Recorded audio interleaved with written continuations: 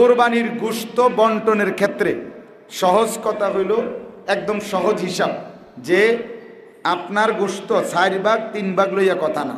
কথা হইল যে এই গোশত থেকে স্বাভাবিকভাবে মুস্তাহাব উত্তম 3 ভাগ করা। আমি যা পাইলাম গোশত, তা 1 ভাগ নিজের, 1 ভাগ গরিব দুঃখী, আর 1 ভাগ হলো আত্মীয় স্বজন, হ্যাঁ এদের। কিন্তু কেউ এটার মধ্যে ইচ্ছে করলে কম বেশ করতে পারে, এটা না জায়েজ না। কথা বুঝেন? আমি গরিবের জন্য একটু বেশি দিলাম, নিজের জন্য একটু কম রাখলাম, অথবা আমি নিজের জন্যই, আমার ফ্যামিলি একটু বড়, 12-14 জন 10 জন মানুষ আমার ঘরে, তা আমি আমার জন্য একটু বেশি রাখলাম, গরিবের জন্য আত্মীয় স্বজন একটু কমাইলাম, এত সমস্যা নেই। এটা আপনার দিলের মহব্বত হিসাবে বন্টন করবে। হ্যাঁ, বুজুর্গরা সহজের জন্য আল্লাহওয়ালারা এটাকে বলে দিয়েছেন যে আপনি আপনার গোশতটাকে 3টা ভাগ করে নেবেন, কিন্তু 3 ভাগের থেকে 1 সুতা কম বেশ হইতে পারবে না, এটা না। কথাটা বুঝছেননি? কম বেশ কি হইতে পারবে? হইতে পারবে। এখানে একবারে ফাল্লি মাইপা না, ওই শরিকদারের গোশত কি হইতে হবে? সমান হইতে হবে। কথাটা বুঝছেন? মানে আমরা 4 জনে কোরবানি দিলাম, তো এই শরিকদারের মধ্যে কি হইতে হইব? মাইপা দিতে হইব। কিন্তু ওই যে আমার গোশতটাকে যখন আমি গরিবকে দেওয়া, আত্মীয় স্বজনকে দেওয়া, নিজের জন্য রাখা, এইটার মধ্যে একেবারে মাইপা একুরেট হইতে হইব, এটা জরুরি। এনে কম বেশ হইতে পারে প্রয়োজনের আইন। বুঝছেন কথাটা? যেমন অনেক সময় আমরা, যেমন আমাদের মাদ্রাসায় অনেক সময় অনেকে কোরবানি দেয়, ডাইরেক্ট এক শরিক কোরবানি, উনি টাকাই দিয়ে দিছে, তো ওইটা গরিব অসহায় ছাত্র বা অন্যদের জন্য দিয়ে দেওয়া হয়। আমার শায়েখ আল্লামা মুফতি মুশতাকুন নবী সাহেব, ওনার সুদর্ণপুর মাদ্রাসায় প্রতি বছর 14, 15, 12টা গরু ঈদের পর দিন জবাই হয়। এগুলা মানুষের শরিক হয়, 20,000 টাকা করে এই বছর শরিক, অর্থাৎ ওইখানে 7-20-এ 1,40,000 টাকা দিয়ে একটা গরু কিনে, তো এটা গরিব দুঃখীকে দেয়। উনি ওই 1 শরিক কোরবানি দিছেই এই নিয়তে যে আল্লাহর রাস্তায় দিয়ে দিছে। কথা বুঝছেন? কাজেই এটা কি হইতে পারে? কম বেশ হইতে পারে, এটা কোনো টেনশনের বিষয় না। হে নবী, আপনি আদমের 2 সন্তানের ঘটনাটা সত্য সঠিকভাবে আমার বান্দাদের কাছে বর্ণনা করুন। ঈদ কাররাবা কুরবানান, যখন তারা 2 জন কোরবানি করলেন। এই যে কোরবানান, কোরবান এই শব্দটি সরাসরি কোরআনুল কারীমে ব্যবহৃত, সূরা মায়েদার মধ্যে আছে। কোরআনুল কারীমে আরেক জায়গায় আছে বিকুরবানিন তাকুলুহুন নার। একেবারে পিচ্চি বাচ্চা ঢুকতে দিয়েন না, ওরা উপরে পাঠায় দেন। তো পূর্ববর্তী জামানায় কোরবানির বিধান ছিল এরকম, আল্লাহর সন্তুষ্টির জন্য নিজের প্রিয় বস্তু, সেটা গরু কিংবা ছাগল কিংবা ভেড়া দুম্বা হওয়া জরুরি না, নিজের যেটা প্রিয় জিনিস এমন কিছুকে নির্ধারিত উঁচু জায়গায় রেখে আসতে হতো। রেখে আসার পরে আল্লাহর পক্ষ থেকে আগুন আইসা জ্বালায় ফেলত। তো যারটা জ্বালানো হতো তারটা কবুল হতো, আর যারটা জ্বালায় নাই, আগুন পড়ে আছে যথাস্থানে, ওইটা কবুল হয়নি। এটা ছিল কোরবানির নিয়ম, এটাই কোরআনেও আছে বিকুরবানিন তাকুলুহুন নার। তাহলে কোরবান শব্দটি কোরআনুল কারীমের মধ্যে ব্যবহৃত আছে। আরবিতে কুরব, কাফ রা বা, এই কুরব এই শব্দের অর্থ হইল, কোরবান শব্দের যেটা থেকে আসছে নৈকট্য অর্জন করা, ঘনিষ্ঠ হওয়া, কাছাকাছি হওয়া। তো যেহেতু এই ইবাদতের মাধ্যমে বান্দা আল্লাহ তাআলার নৈকট্য, সান্নিধ্য, ঘনিষ্ঠতা অর্জন করে, হাসিল করে, এই জন্য এটাকে কোরবান।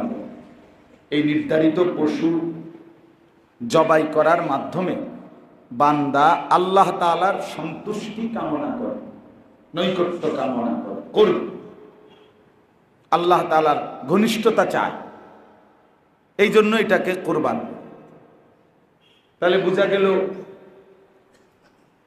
কুরবান এই শব্দটার মধ্যেই আল্লাহর সন্তুষ্টি, আল্লাহর নৈকট্য কামনা, আল্লাহ তাআলার কাছাকাছি হওয়া, ঘনিষ্ঠতা অর্জন করা, এটা অন্তর্ভুক্ত। তো কাজেই এখানে এটা কোনোভাবেই গোশত শুধুই খাওয়া কিংবা আমার আপনার মন মতো আমরা পরামর্শ করে দিলাম আর কি। এই ঘরে মনে করেন আমরা 5 ভাই উপার্জন করি। তো এখন পরিবারের উপার্জনকারী যে কয়জন, বাবা মাও আছে, তো তারা সবাই মিলে ফয়সালা নিছে, সবাই টাকা দাও, আব্বা মা মুরব্বী, তারা নামে করবেন। এটা তাহলে আপনাদের খামখেয়ালি হইল, এটা তো আপনাদের মন মতো না হইল। তো এটা শরীয়তের মাসালা কিনা এটা জিজ্ঞাসা করছেন। ইসলামের হুকুম এটা নেই যে একটা ফ্যামিলিতে যতজন সদস্য আয় রোজগার করে তাদের পক্ষ থেকে একজন বা দুইজনের নামে বা মুরব্বীর নামে কোরবানি দিলে যথেষ্ট, এই কথা ইসলাম বলছি। তো আমরা এটা কোত্থেকে বানাই নিলাম? এটা তো কোরআন সুন্নাহয় বলে না। জওয়ান কিংবা বুড়ো, বালেগ মুসলমান প্রাপ্তবয়স্ক, এমন প্রত্যেক শরীয়ত নির্ধারিত যে সম্পদ ওটুকুর মালিক যেই হয়, ঈদুল আজহার 3 দিন, কোরবানির 3 দিন, ওই ব্যক্তির উপরেই কোরবানি ওয়াজিব। এর জন্য বিবাহিত হওয়াও জরুরি না, অবিবাহিত হওয়াও দোষ না।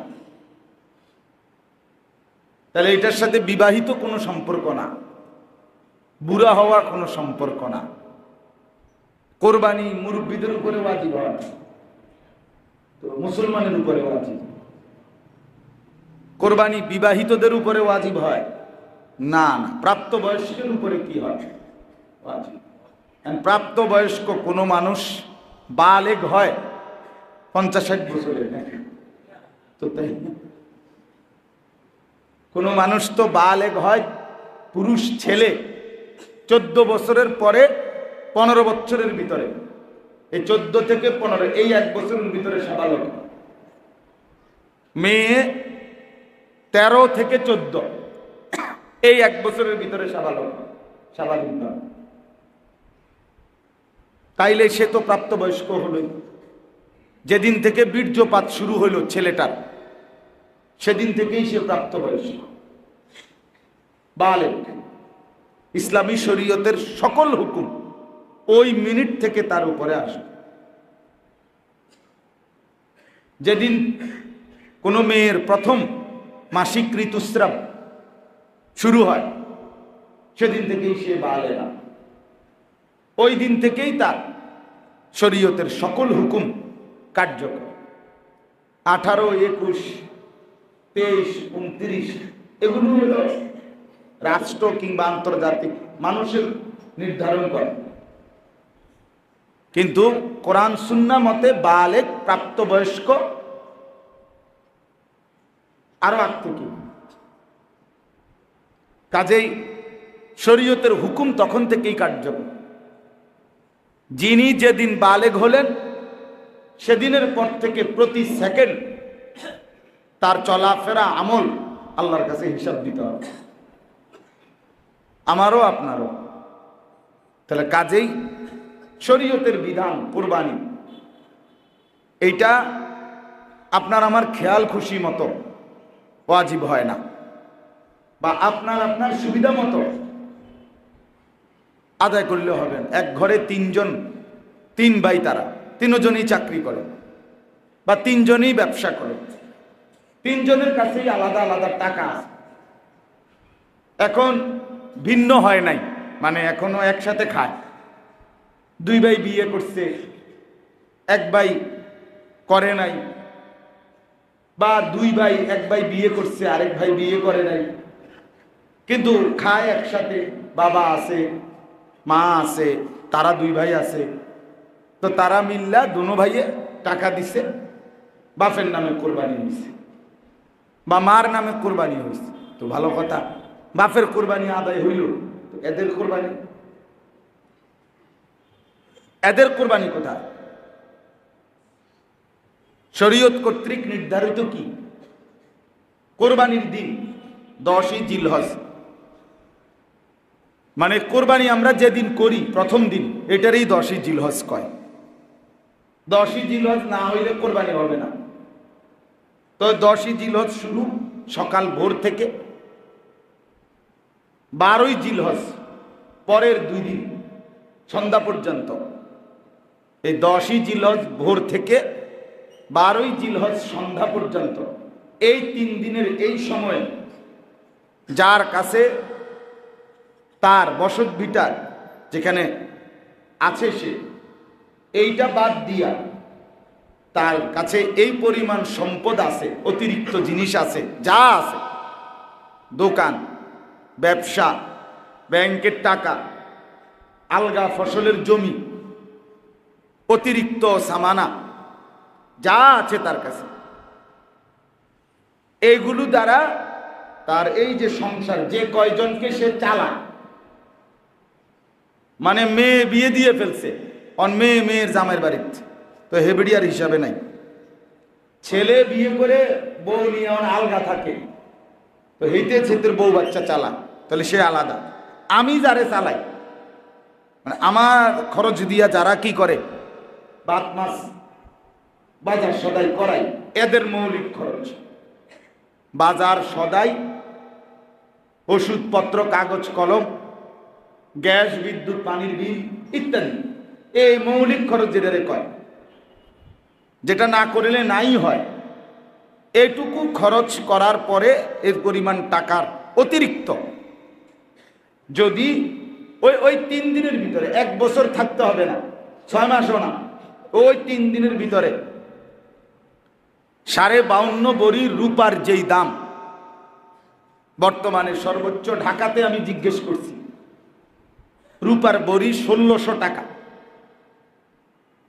তাহলে এই হিসাবে হইল 84,000 টাকা বরাবর 52.5 ভরি রূপার দাম, আপনি হিসাব করে দেখেন।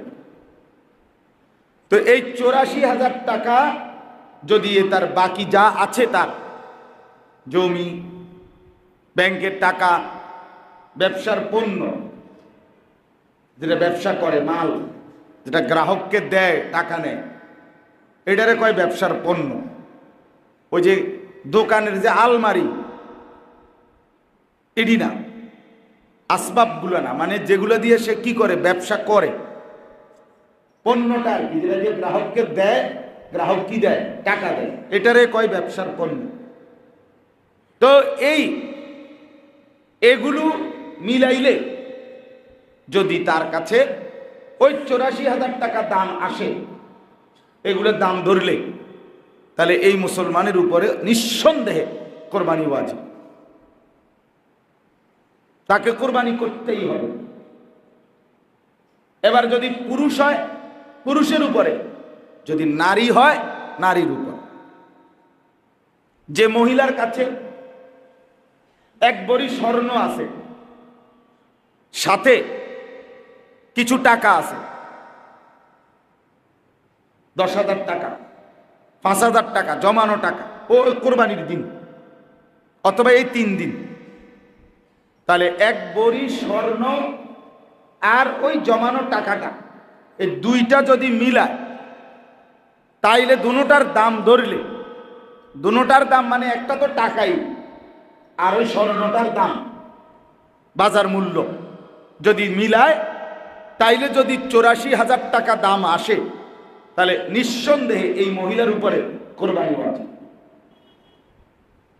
7.5 ভরি স্বর্ণ, একটা শব্দ আপনারা জানেন, এটা হইল যদি কারো কাছে 1 তোলা রূপা নাই, আলগা কোনো জমার টাকা নাই, শুধু স্বর্ণ আছে, তাইলে 7.5 ভরি স্বর্ণ।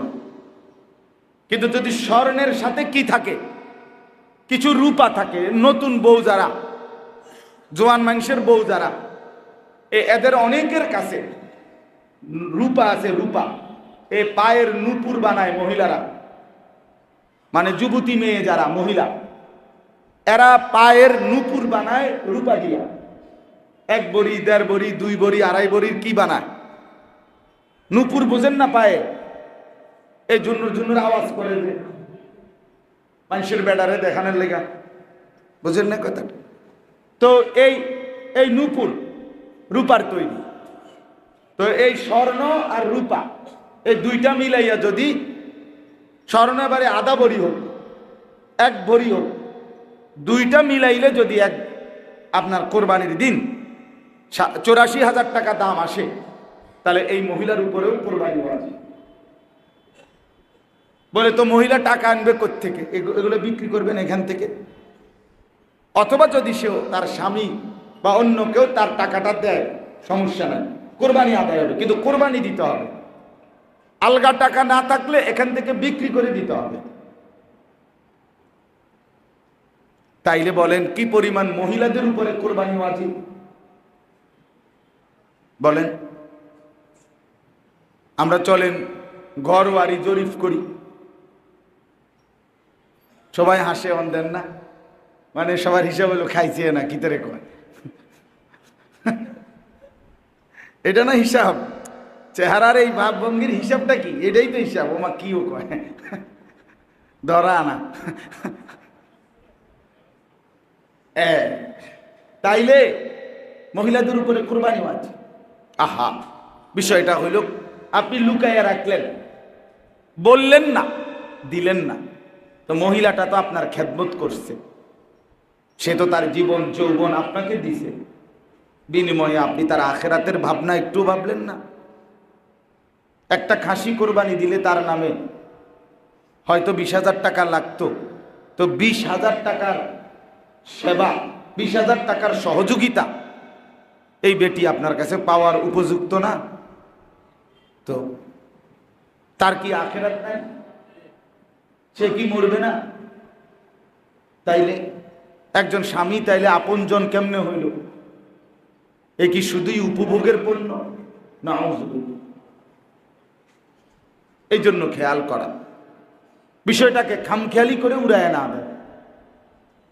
এটা কোনো, আবারও বললাম যে এখানে গোশত খাওয়া কথা। ছেলেটা বিদেশ প্রবাসী, তো সে নিঃসন্দেহে 84,000 কম বেশ হইতে পারে।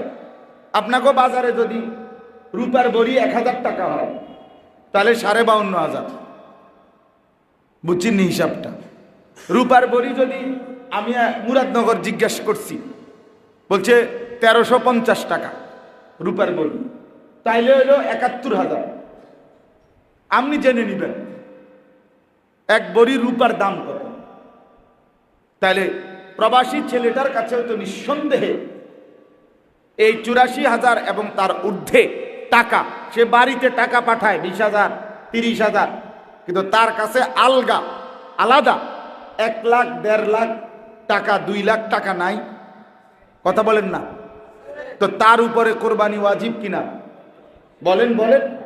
তো সে যে বাড়িতে 30,000 টাকা পাঠাইলো কোরবানি উপলক্ষে, এবং সেই টাকাটা দিয়া তার বাপের নামে কোরবানি দিল, দিয়া তারও বউ বাচ্চা, তার বউরও গোস্ত খাওয়াইছে, তার বাচ্চা নাই নাতকুল, এগারো গোস্ত খাওয়াইছে, আর গোস্ত না খাইছে, কিন্তু তার কোরবানি আদায় হইল কই? ছেলেটার কোরবানি কই? বলেন।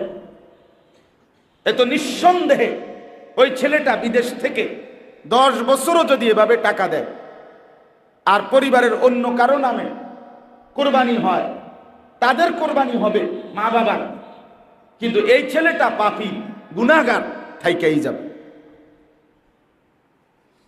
তার হুকুম তো আদায় হইল না। আমার একজনে বলছে যে তাইলে কি জি ফুতে বিদে বাপের টাকা পয়সা দিত না?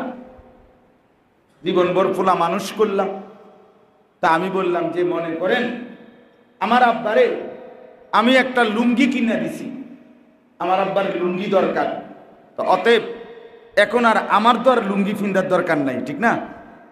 কি বলেন? কিলে আমি আর আমার আব্বারে লুঙ্গি দিলাম, কারণ আমি তো আপন ফিন্দে হিসাবে, তাহলে এটা কোন কথা?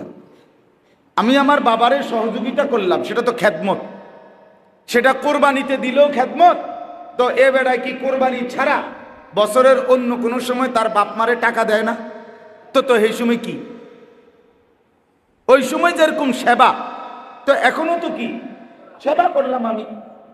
তো এইটারে তুমি শরীয়তের বিধানের লগে লাগাই দিলা কেন?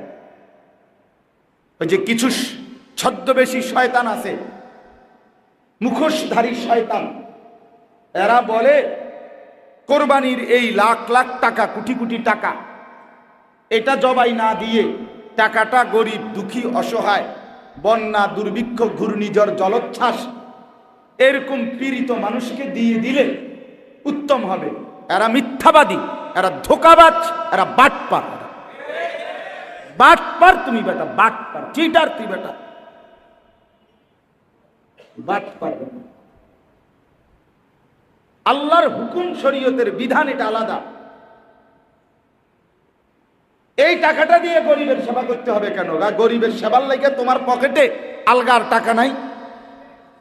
তো গরিব দুঃখী অসহায় দুস্থ বঞ্চিত পীড়িত মানুষের সেবা করার জন্য ইসলাম আর কোনো দিক নির্দেশনা দেয় নাই।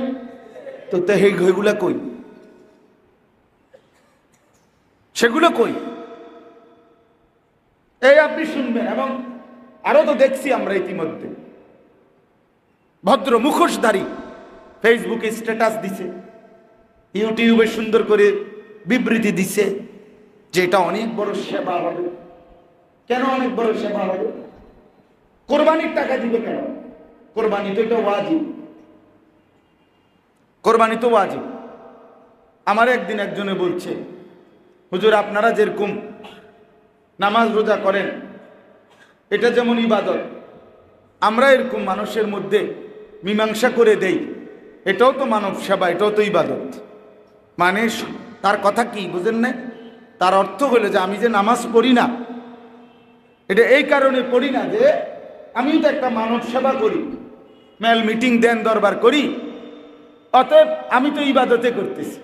বাটপাড়ির আর জায়গা ফলা, হ্যাঁ আমার কাছে বলে আপনি পার পাইয়া গেলেন, হাসরের ময়দানে যখন টাঙ্গাইয়া ফিটবো তখন না বুঝবেন আপনি, তখন আপনি ফেরেশতার লগে বোঝাপড়া করবেন।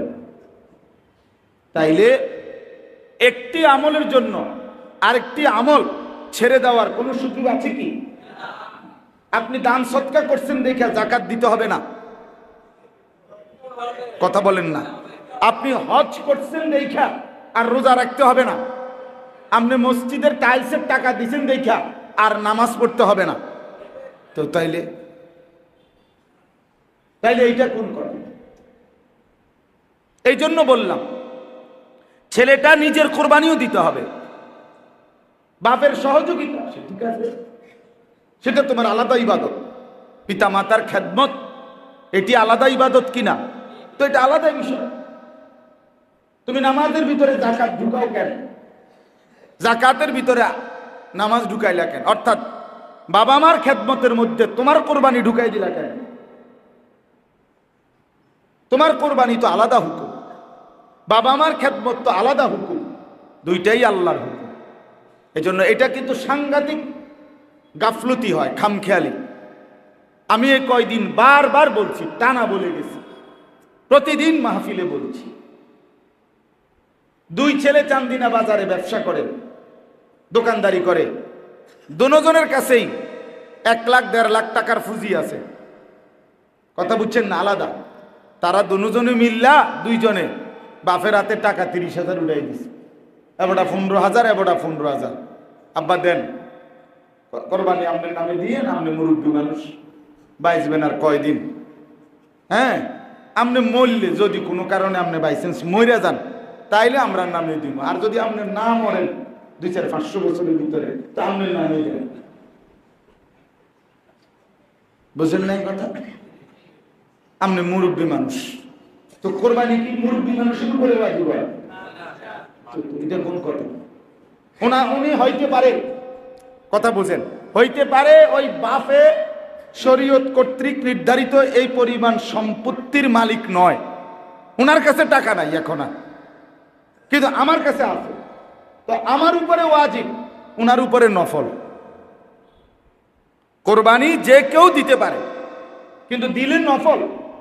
তো বাপের উপরে যদি নফল হয়, আমার উপরে ওয়াজিব হয়, তো আমারটা দেওয়া বেশি জরুরি কিনা? এটা তো পরামর্শ করা উচিত, পরামর্শ করা উচিত নিজেদের মধ্যে মাসআলা নিয়ে, যে আসলে শরীয়তের বিধানটা কি, আল্লাহর হুকুমটা কি আসলে। আমাদের গাফলতি। তাহলে এই দুইজন ছেলে যে দিল 15,000 করে, 30,000 বাপের উঠাই দিল, বাপের নামে মার নামে একজন বা দুইজনের নামে কোরবানি দিল, পরে মিল্লা জিল্লা গোস্ত খাইল, তো মিল্লা জিল্লা তো কুমিল্লা না, মিল্লা জিল্লা কুমিল্লা। কোরবানি আদায় হলো কই? এই দুই ছেলে তো কামাই, তাদের না টাকা আছে, তাদের কাছে না পুঁজি আছে 1 লাখ টাকা, তো তাদের দুজনের উপরে কোরবানি ওয়াজিব ছিল কিনা বলেন? তো তাদের কোরবানি আদায় হলো কি? এরকম সহজ কথা হলো, আপনাকে স্পষ্ট হইতে হবে, পুরুষ কিংবা নারী যতজন আছে ঘরে, যারাই উপার্জন করে অথবা টাকা আছে, উপার্জন নাই কিন্তু তার বাবার সম্পত্তি সে যে পাইছে ওয়ারিস, বালেক ছেলে, এখন তার কাছে এই পরিমাণ জমা টাকা আছে, আমারও কোনো চাকরি নেই, কথার কথা, কিন্তু আমার নামে ব্যাংকে টাকা আছে 10 লাখ 5 লাখ, তাইলে আমি এই টাকার মালিক, তাহলে আমার উপরে কোরবানি ওয়াজিব হবে কিনা? হবে না কেন? হবে কিনা বলেন? তাহলে বিষয়টা তো তন্ন তন্ন করে বুঝার বিষয়, এটা খামখেয়ালি না যে এত কিছু টোয়াইলে হইবনি, না এত কিছু টোয়াইলে হইতো না, আপনি এত কিছু না টোয়াইয়া বাদ দুগানা খাওন, রুডি আর গোস্ত কদ্দুরের লেগে এত কিছু টোয়ানোর দরকার না, আমরাও কই না, তাহলে আর আপনি কোনো কোরবানি দেওয়া নেই, রুটি আর গোস্ত কদ্দুর আপনার পাশের বাড়ির হেতারাও খাওয়াইব, আপনি দিয়েন না কোরবানি, শুধু শুধু টাকা নষ্ট করার চাইতে আপনি শুয়ে থাকেন, পাশের বাড়ি তারাই আপনার উড়াইয়া কইব যে আপনার মতো বেশরম কোরবানি যেহেতু দেন নাই, আপনি আমার ঘরে উত্তর গোস্ত খাইয়া যান।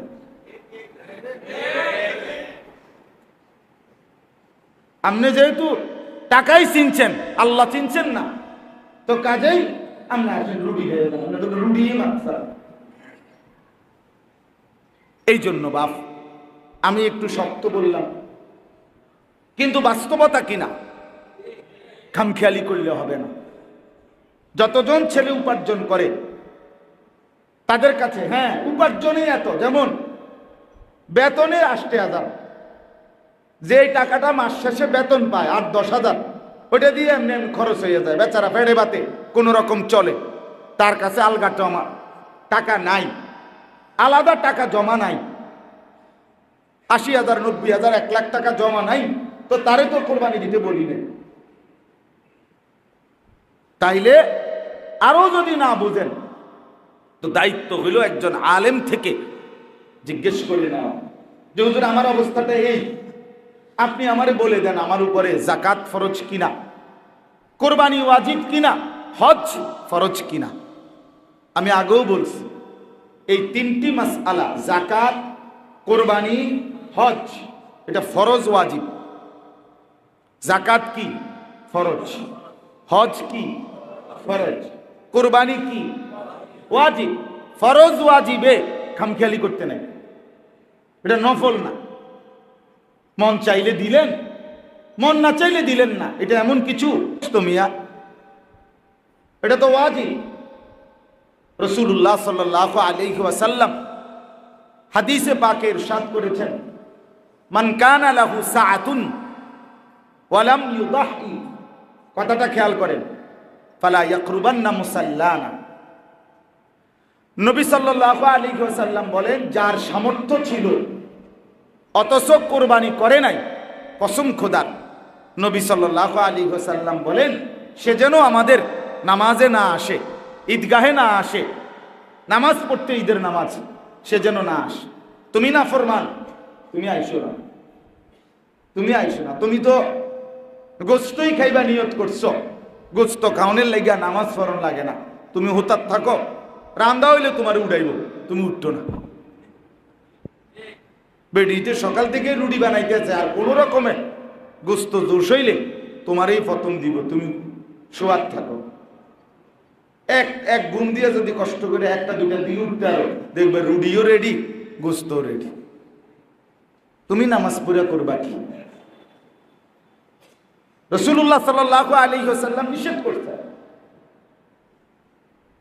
যে তুমি নামাজে আইসো না, নামাজ পড়ো না, তোমার মতো নাফরমান নামাজ পড়তে হবে না। কতটা ধমক! তাহলে আপনি এটাকে খামখেয়ালি মনে করলেন কেন? 30,000 টাকা কইলেই হইল, এখন হঠাৎ করে 30,000 টাকা এক শরীক কোত্থেকে ব্যবস্থা করুন? আপনি কি জীবনে হঠাৎ করে এক সপ্তাহের ব্যবধানে, 3 দিনের ব্যবধানে, বিশেষ কোনো প্রয়োজনে আপনার দ্বারা 20,000 30,000 টাকার ব্যবস্থা হয় নাই? কথা বলেন না তো, তখন কেমনে করলেন? এখন পারবেন না কেন? এর মধ্যে কি আপনার আখেরাত না? এর মধ্যে তো আপনারই আখেরাত, আপনারই কবর, আপনারই করোনা। এটা খামখেয়ালির বিষয় না। আরেকটা হাদিস শুনুন, নবী সাল্লাল্লাহু আলাইহি ওয়াসাল্লাম বলেন, মান যাবাহা ক্বাবলা সালাহ, যে ব্যক্তি কুরবানির দিন নামাজ আদায়ের পূর্বেই কুরবানির প্রাণীটা জবাই করে ফেলল, ফা ইন্নামা হুয়া শাতু লাহমিন, সে যেন শুধুই গোশত পেল। লাইসা মিনান নুসুকে ফি শাইইন, নবী সাল্লাল্লাহু আলাইহি সাল্লাম বলেন, তার জন্য কুরবানির কিছুই নাই। আজ্জালাহু লি আহলিহি, সে শুধুই কেবল তার পরিবারের জন্য গোশত খাওয়ার তাড়াহুড়া করল।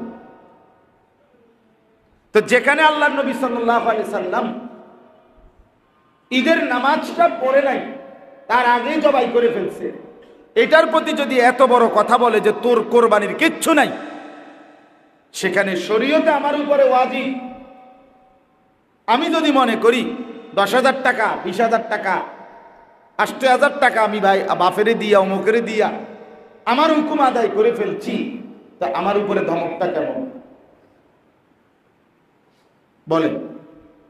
এই জন্য আমি আপনাদের কাছে অনুরোধ করলাম, মূল বক্তব্য এটাই, পুরুষ কিংবা নারী, নারীর দিকে খেয়াল করতে হবে। তার স্বর্ণ, তার নগদ টাকা, অথবা স্বর্ণ তার রূপ্য, দুইটা মিললে ওই 84,000 টাকা, তারে সত্য সত্য বলতে হবে, শুনাইতে হবে যে তোমার কাছে যদি তোমার যেটুকু গহনা আছে এটার সাথে যদি তোমার কাছে অতিরিক্ত 10,000 5,000 টাকা থাকে কোরবানির দিন, ওই দিন এই কারণে আগের থেকেই প্রস্তুতি নিতে হবে, কোরবানি দিতে হবে। হ্যাঁ, এ বেটির কাছে 20,000 10,000 30,000 টাকা যদি আসে, অথচ কোরবানি দিতে চায় না, তো সহজ বুদ্ধি আছে, এই টাকাটা আমার মাদ্রাসায় দিয়ে দিলে ভালো, দান করে দিবেন। বুঝেন না আপনার কথাটা? বা আমনগো এলাকার কোনোখানে দিয়ে দিব, তাইলে তো আর সেই বয়ে গেল, আর কোরবানি ওয়াজিব হইল না। বুঝছেন না কথা?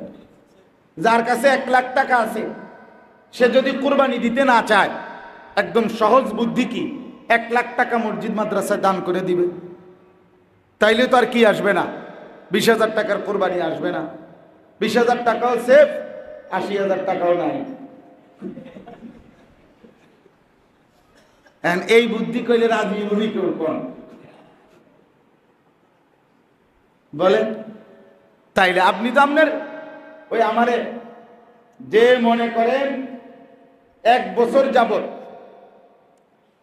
আমি আপনারে 1 লাখ টাকা ঋণ দিছি হাওলাত, আজকে 1 বছর আপনি আমার টাকাটা শোধ করেন নাই, তো এই 1 লাখ টাকা 1 বছর ধরে আপনার কাছে থাকার কারণে আমার উপরে জাকাত দেওয়া এই 1 লাখ টাকার ফরজ। কথা বুঝছেন না? কারণ 1 বছর হয়ে গেছে, 52.5 ভরি রূপার দামের বেশি এই টাকাটা, তাইলে এই ব্যক্তির উপরে জাকাত ফরজ। যদিও আমি ঋণ দিছি, আদায় করার 2 সিস্টেম। এক, হয় এখনই দিয়ে দিলেন জাকাতটা হিসাব করে, আর নাই তো উনি টাকাটা ফেরত দিবে যেদিন, ওই দিন 2 বছর পরে দিলে 2 বছরের জাকাত দিবেন, 3 বছর পরে দিলে 3 বছরের জাকাত এই টাকার থেকে দিবেন, আর নাই তো আলগা টাকা দিয়া জাকাত আদায় করবেন নগদ। কিন্তু জাকাত আদায় করা কি ফরজ। তো একদিন আমার একজনে বলছে, হুজুর হাওলা তো দিলাম আমি, অহন আমি জাকাতও দিতাম আমি, এটা কেমন কথা? আমি বললাম, হয় এটা তো আমারও কথা, এটা তো সুন্দর দেখায় না। জাকাত আপনি হাওলা তো দিলেন, আপনি আবার আপনিই জাকাত দিবেন, তো কাজে আপনি একটা না করেন, জাকাত যেহেতু আপনি দিতে চাচ্ছেন না, তাইলে আপনি লোকটাকে বলেন, ভাই আপনার কাছে যে আমি 1 লাখ টাকা পাইতাম, টাকাটা মাফ করে দিলাম, তাইলে তো আর জাকাত আসবে না। তাইলে আর 2,500 টাকা, 1 লাখ টাকায় জাকাত হইল 2,500 টাকা, তো 2,500 টাকা আর দেওয়া লাগলো না, 2,500 টাকাও সেভ, আর 97,500 টাকাও মায়ের। সুন্দর হলো না? চাই আপনি হেডা করেন চাই, তখন তো আপনি করবেন এত বেকুব না, বুঝছেন না? আমরা ওই নোয়াখালী পড়তাম, তো নোয়াখালীতে মানুষের রসিকতা করে বলতো সুপারি, নোয়াখালীতে তো সুপারি বেশি, তো বাজারের দিন যে সুপারি বেচে 4টা করে খালি গুনে না, তো এই 4টা করে করে মানে বেচলে হেবড়ার বস্তার মধ্যে ব্যাগের মধ্যে 4টা গুনে গুনে, তো দুষ্টমি করে মানে শুনতাম সবসময় বলতো যে 2-3 বার 4 বার 3টা করেও দিয়ে দিছে আলী। হ্যাঁ কিও ভাই 3টা দিয়ে দেন? ও ভাই ভাই খেয়াল ছিল না আসলে, খেয়ালে কয়তো তো খেয়ালে তো একবারও 5টা দিবেন না, না এত এত খেয়াল না, পাগল হয়েছি যে এত পাগল না, 3টা দিয়ে 4টা বুঝি, কিন্তু 5টা দিয়ে কি বুঝি না, না এত বেকুব না। তাইলে বিষয়টা হইল, আমি আপনাদের কাছে গুরুত্ব দিলাম, আপনারা আপনাদের পুরুষ, নারী, স্বামী, স্ত্রী, ছেলেরা, উপার্জনের ছেলেরা, এদের প্রত্যেকের, ছেলের বউ, এদের প্রত্যেকের সাথে কথা বলে দিবেন, মশওয়ারা করে, তাদের সম্পত্তির আইডিয়া করে, হিসাব নিয়ে, এরপরে প্রয়োজনে আবারও একজন আলেমে দিন থেকে জিজ্ঞেস করে নেবেন। তাহলে যতজনের উপরে কোরবানি ওয়াজিব ততজন কোরবানি করবেন। কোরবানির প্রাণীটা, যেই প্রাণীটা আল্লাহর জন্য কোরবানি করে, জবাই করে, আল্লাহ তাআলা সরাসরি বলছেন, এই আয়াত 2টার তর্জমা বলেই আমি শেষ করছি। আল্লাহ তাআলা বলেন, ওয়াল বুদনা জাআলনাহা লাকুম মিন শাআইরিল্লাহ। সুবহানাল্লাহ। আল্লাহ তাআলা বলেন, কোরবানির জন্য নির্ধারণকৃত প্রাণী আমি আল্লাহ ওই প্রাণীটাকে বানাইলাম সরাসরি আমি আল্লাহর নিদর্শন। এটা শুধু গরু না, এটা আমি আল্লাহর নিদর্শন। জাআলনাহা লাকুম মিন শাআইরিল্লাহ, এই লোক কোরবানির প্রাণীর 1 নম্বর বৈশিষ্ট্য। আল্লাহ বলেন, এটা আমার নিদর্শন, এটা আমার। বান্দা যখন সিদ্ধান্ত নিছে আমি কোরবানি করব, এই গরু, এই ছাগল, এই বকরি, এই ভেড়া, দুম্বা, উট, আল্লাহ বলেন এটা শুধু তখন আর গরু, ছাগল, ভেড়া, বকরি নয়, বরং এটা আমার। শাআইরিল্লাহ, আল্লাহর নিদর্শন। বাইতুল্লাহ, আল্লাহর নিদর্শন। কোরআনুল করিম, আল্লাহর নিদর্শন। রাসূলুল্লাহ সাল্লাল্লাহু আলাইহি ওয়াসাল্লাম, আল্লাহর নিদর্শন। আহলুল্লাহ, দিনদার, মুত্তাকি, আল্লাহর নিদর্শন। এবং অসংখ্য ইসলামের নিদর্শন আছে। মসজিদ আল্লাহর নিদর্শন। এরকম যত কিছু আল্লাহর নিদর্শন, তার মধ্যে কোরবানির প্রাণীটাও আল্লাহর নিদর্শন। সুবহানাল্লাহ। 2 নাম্বার, আল্লাহ তাআলা আমাদেরকে সান্ত্বনা দিচ্ছে। হ্যাঁ, 3 জনের হুজুর যত কথাই কন, কথা ঠিক আছে, বুঝলাম, মানলাম, দরকারেও বুঝলাম, কিন্তু 3-20-এ 60,000 হঠাৎ করে এই কথা কইলে হইতো না হুজুর, পারতাম না। তো এটা কি আমার কাছে কোরবানি দিতেছেন যে আপনি আমার লগে এরকম কুমাকুমি কথা কই কি লাভ? দেখি আমি হিসাব দিতে আছি, তো তাহলে আমার লগে জিবাইলে কি লাভ হলো? আমার সাথে কি এটা? তাহলে আপনি আপনার কাছে মনে আসতেছে 60,000 টাকা, 90,000 টাকা, 1 লাখ টাকা, এটা বিরাট একটা লস আইবে হঠাৎ করে টাকাটা অনেক টাকা কইমা যায়। আল্লাহ তাআলা বলেন, দেখেন সরাসরি কোরআনের আয়াত, আল্লাহ বলেন লাকুম ফিহা খাইর। সুবহানাল্লাহ। আল্লাহ তাআলা বলে, শোনো বান্দা, বিশ্বাস করো আমি আল্লাহ বলতেছি কোরবানির প্রাণীর মধ্যে রয়েছে তোমাদের জন্যে খাইরুন, কল্যাণ, কল্যাণ, কল্যাণ। লস হবে না কইলাম আমি, লসের সিস্টেমে নাই। আল্লাহর লগে কোনো লস নাই। কথা বলেন না কেন? আল্লাহর সাথে কি নাই? লাভে লসের ব্যবসা না, পুরাটা লাভের ব্যবসা। দুনিয়ায় হলো লাভ লসের ব্যবসা, মালিকের সাথে লাভ লসের ব্যবসা, শুধু লাভের ব্যবসা, লাভের ব্যবসা। এই জন্য হাদিসের মধ্যে আছে মা আমআরা হাজুন কাত্তু। নবী সাল্লাল্লাহু আলাইহি ওয়াসাল্লাম স্পষ্ট বলছেন, কিয়ামত পর্যন্ত কোন হাজি আল্লাহর ঘরে হজ করে, আল্লাহর ঘর জিয়ারত করে, রাসূলুল্লাহ সাল্লাল্লাহু আলাইহি সাল্লাম বলছেন কখনোই, কাত্তু মানে কখনোই, কখনোই সে গরিব হবে না, ফকির হবে না। এই জন্য ব্যবসায় মাইর খায়, মাইয়া বিয়া দিয়া মাইর খায়, ফোলা বিদেশ পাঠাইয়া মাইর খায়, আল্লাহর ঘর জিয়ারত করে মাইর খায় না, হতেই পারে না। হাজি কি আল্লাহ ফকির বানায়? হজ করে হজের জন্য যেই 10 লাখ টাকা, 8 লাখ টাকা, 5 লাখ টাকা খরচ করছে, এই কারণে আল্লাহ তাআলা তাকে অভাবী বানায় দিবে, হবে না। এমন মালিক আল্লাহ না, এমন মনিব না তিনি। অতএব আল্লাহ তাআলা বলেন লাকুম ফিহা খাইর, এর মধ্যেই রয়েছে তোমাদের কল্যাণ, লাভ। লাভ তুমি দিয়ে দেখো, আমি রব্বুল আলামিন বরকত দেব। অতএব আল্লাহ তাআলা বলেন, তাহলে 1 নাম্বার কোরবানির প্রাণীটা আল্লাহর, বলেন না।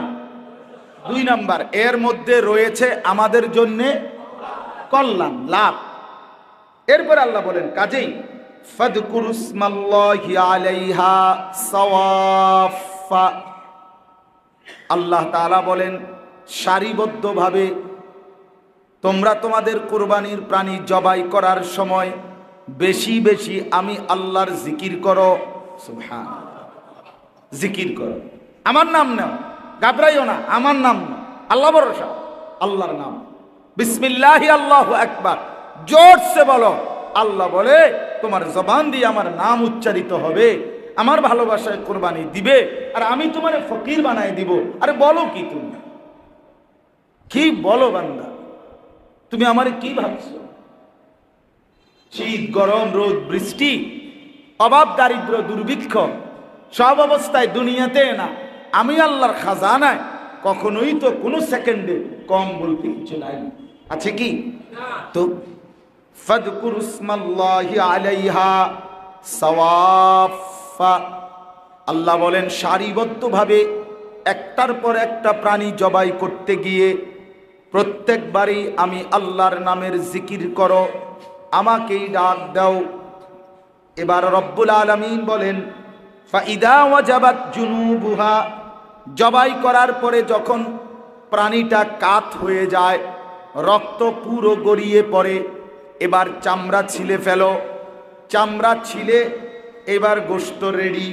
তো আল্লাহকে জিজ্ঞেস করেন রব্বুল আলামিন, আপনার জন্য কোরবানি করলাম, টাকার মায়া করি নাই, আপনি বলেছেন দিলাম, আপনার নামও উচ্চারণ করলাম, এইবার গোশত খুলে রেডি করলাম, চামড়া ছিললাম, এখন গোশতগুলো কি করব?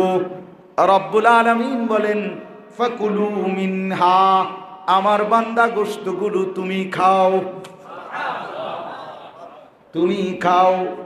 ওয়া আতইমুল কানিআ ওয়াল মু'তার, তবে সাথে আরো 2 শ্রেণীকে সাথে রাখো, খাওয়াইবার মধ্যে এক হলো যারা তোমার কাছে চায় নাই কিন্তু দুর্বল, তাদেরকেও খাওয়াও।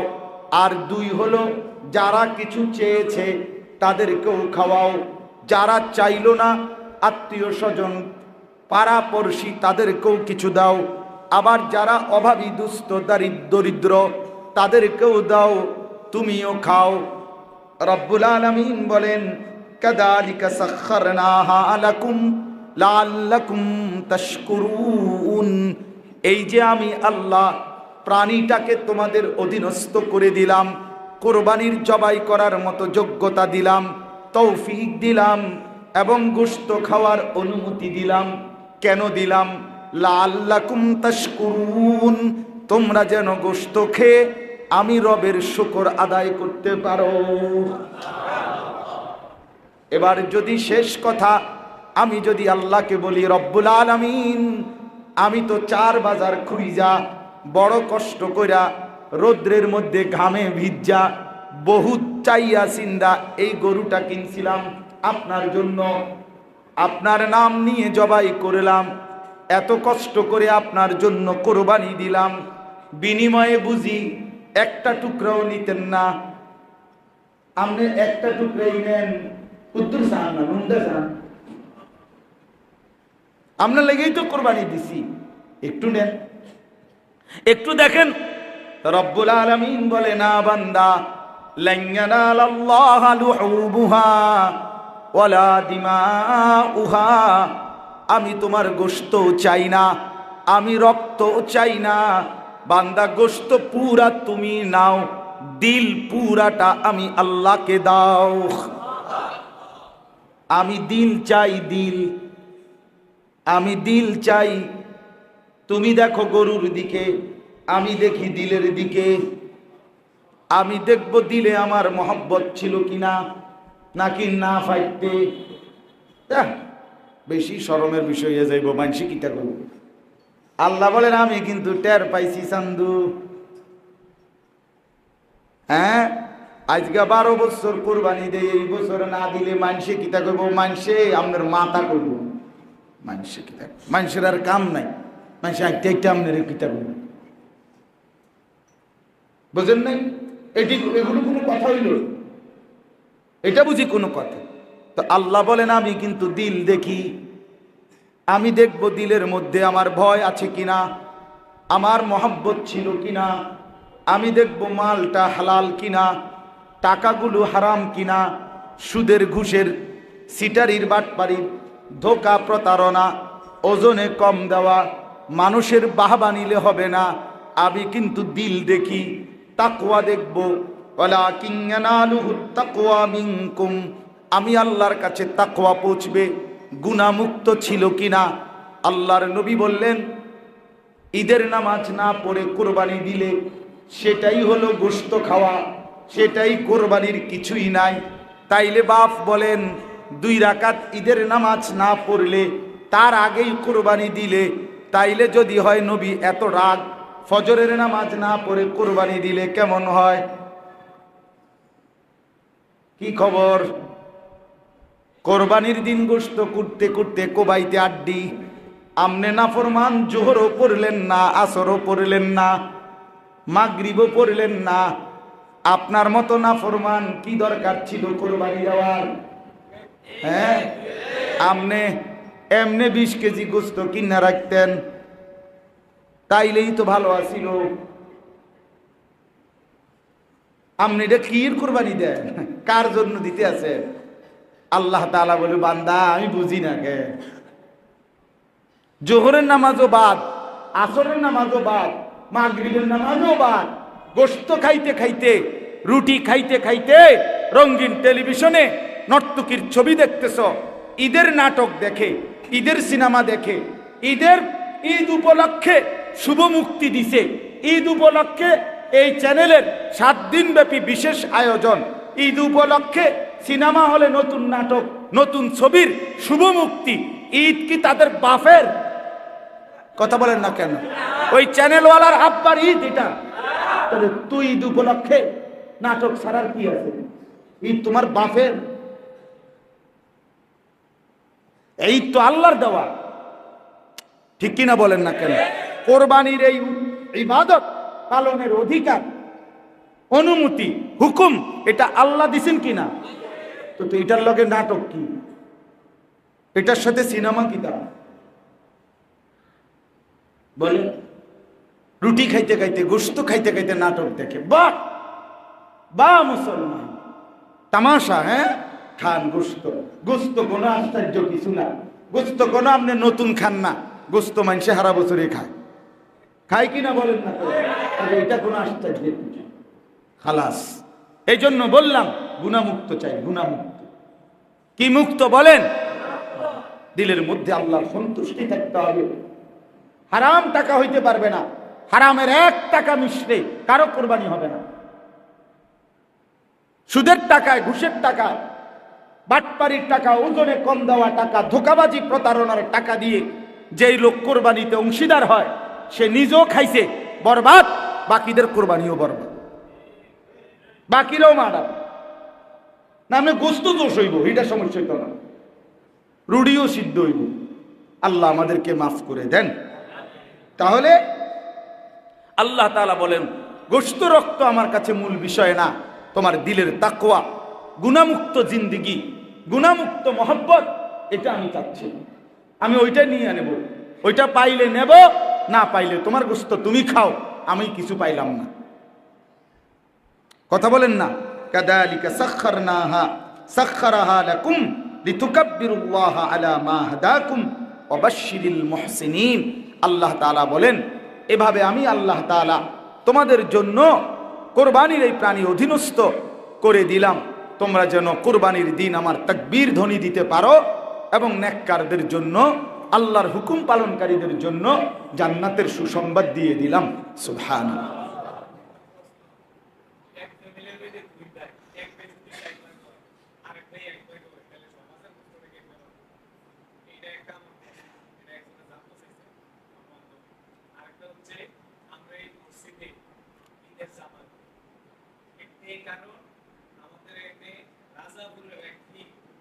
আচ্ছা, এটি জানি, ফিরে কারো বদনাম না করে।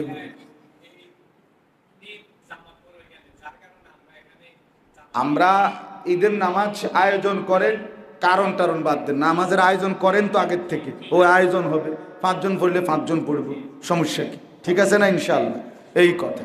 তাহলে ঈদের নামাজ, ঈদুল আজহার নামাজও এই মসজিদে অনুষ্ঠিত হবে।